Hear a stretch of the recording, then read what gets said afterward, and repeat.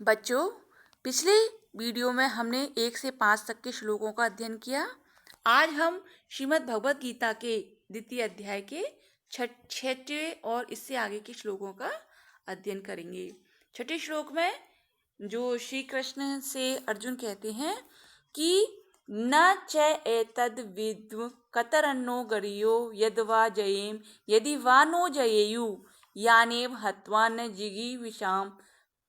जिजीविषाम ते अवस्थिता प्रमुखे धृतराष्ट्रा।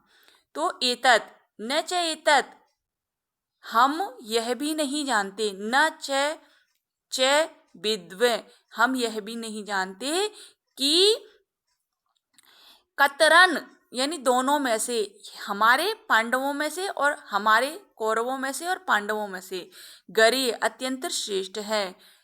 यतवा अथवा हम, या तो हम ये जानते हैं कि कौन अत्यंत श्रेष्ठ है।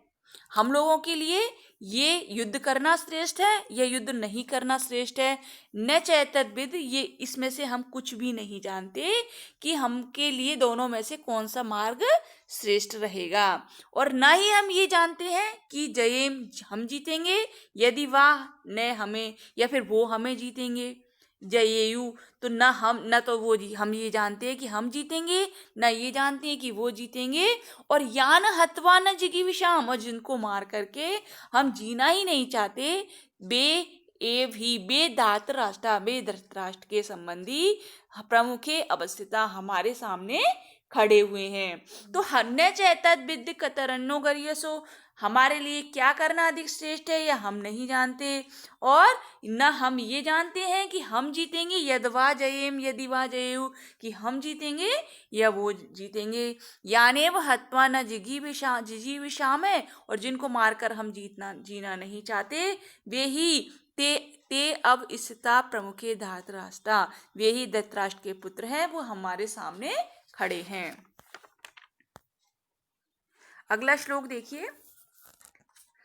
कार्पण्य दोषोपहत स्वभाव पृच्छामि त्वां धर्म समूढ़ चेतः यश्रेयं स्यात् निश्चितं ब्रूहि तन्मे शिष्य से अहम शादी माम त्वां प्रपन्न है।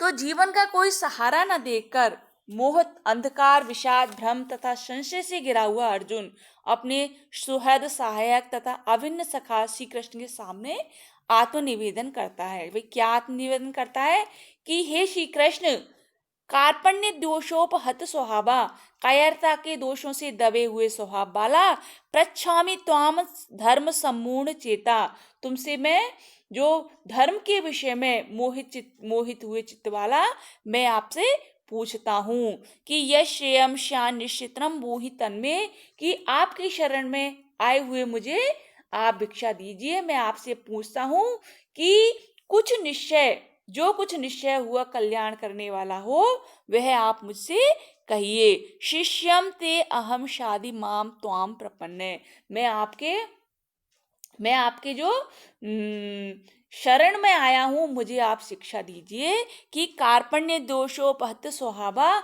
मैं कायरता के दोषों से दबे हुए स्वभाव वाला हूं। और पृच्छामि त्वाम धर्म सम्मूढ़ चेता, और आपसे मैं पूछता हूं जो कुछ भी निश्चित या कल्याण कारक हो, वो मैं आपसे पूछता हूँ। यश्यम निश्याद निश्चितम ब्रूहि तन्मे, जो कुछ भी श्रेष्ठ हो वो निश्चित रूप से आप मुझे कहिए। शिष्यम ते अहम शादित माम त्वाम प्रपन्न, तो हे जो मैं आपके शिष्य, मैं आपके जो शरण में आया हूं, आप मुझे शिक्षा प्रदान कीजिए।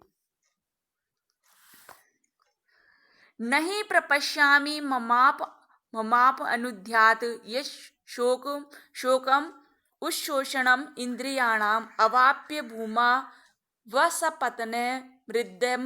सपतनम मृद्धम राज्यम सुराणाम अपि च अधिप्यम।